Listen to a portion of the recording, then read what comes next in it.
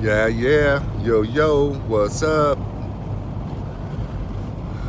So, hi, my name is Jeff Paris. Some people like to call me hippies. Some people call me hippie. Some people like to call me a hippie. A lot of people do. I'm just here to tell you, I'm not quite sure I understand that definition of me. However, as I dig a little deeper, like I did with this guy named, his name's Russell Cox. He's pretty cool. Actually, you can just take the pretty out of it. He's cool. And, he kept calling me, you're a hippie. And I'm like, dude, okay, so this is, all right. This is why the word doesn't fucking matter. The definitions do. Okay? So I'm sitting there, and in my experience of the word hippie since 2006, prior to that, long time ago, I used to be the one doing what was done to me in 2006. So here we go. Get a fucking job, you fucking hippie. Get a fucking job, you lazy motherfucker. Yo, hippie. You fucking hippie. Get a fucking job, you lazy ass fuck. So I had dreadlocks for 6 years or so. I can't remember exactly how long. I was living in Oregon mostly for these. Mostly. I was in Colorado too. Not Colorado, Oklahoma. Anyways, when I cut them off when I was about 3 years living in Oregon. I used to go to this grocery store all the time. When I'd go in all the time, it's really the only one. It was far from town, like 16 miles from town, 18 miles. So, I may have been covering the microphone, sorry. I may or may not have been. Anyway, so when I had dreadlocks, I got really poor service. Very poor service. And it's okay. I understood it. That's the price you gotta pay to buck the system, Jeff. Fuck, if you're not gonna fall in line, you're gonna be a white boy with dreads. What do you expect? Well, what I expected was people to have humanity and not judge a book by its cover. That's what I expected. But anyway, that's just not how our society lives.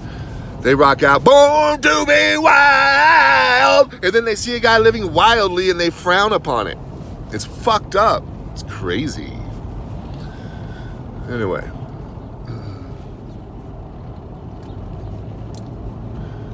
So yeah, so my experience of hippie is weird. It's not been good ever. So when Russell Cox kept calling me a hippie, I was getting a little irritated internally. And then this was just because, my experience with hippie is awful. People call me a hippie. I'm like, fuck. I don't like it. You can call me a hippie if you want to. As long as we have an understanding of what your definition of hippie is, if it's in line with what I feel about myself, then you can call me a hippie. And that's what Russ and I basically did, I'm like, okay, finally, instead of being irritated, I finally asked him, dude, what do you mean by hippie, okay? Because I don't like the word hippie.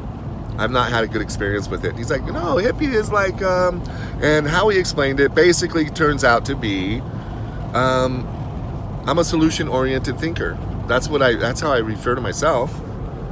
I'm interested in solutions. Emotionally, spiritually. Yeah. I'm not looking for answers. Excuse me. I'm not trying to figure out why I'm here.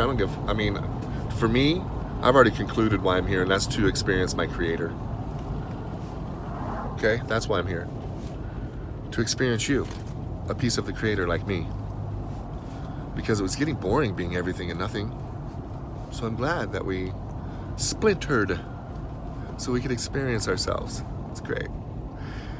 So the definition of the word is what matters, right? So finally, I just I guess that's called, in my mind, that feels like a semantics war. And I don't like semantics wars. They're horrible. Like, let's just why fight over the word when we can just talk about the definition? If you want to call me a hippie, that's cool. But let's find out what the definition is. And then, let's move forward from there. Let's not just say, don't call me a hippie. It's kind of like with my mom. This is another thing.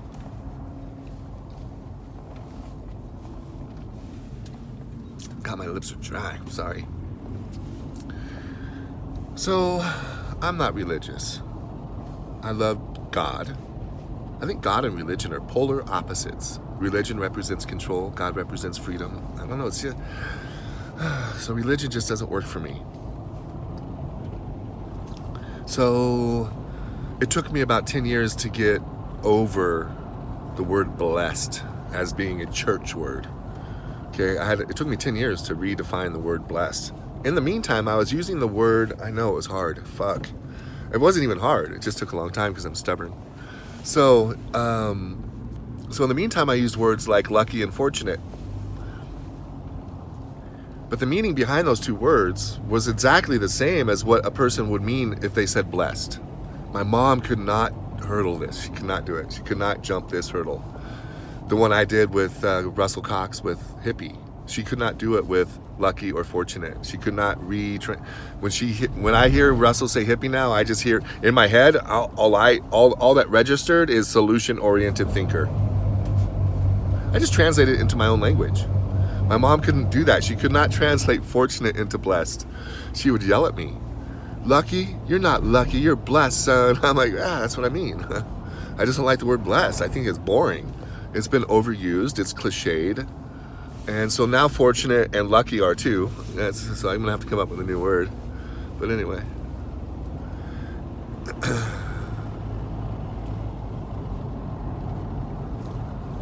I'm just in my way into town. I blew it yesterday. I got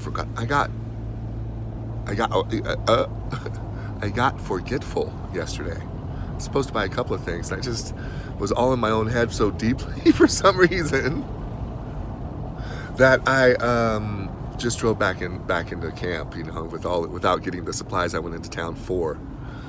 I did get something done yesterday. I did upload a couple of videos, so now I'm wasting gas. I'm not happy about that. So I do reuse, I recycle, I do all of that. But I like to drive. All right, y'all. Peace.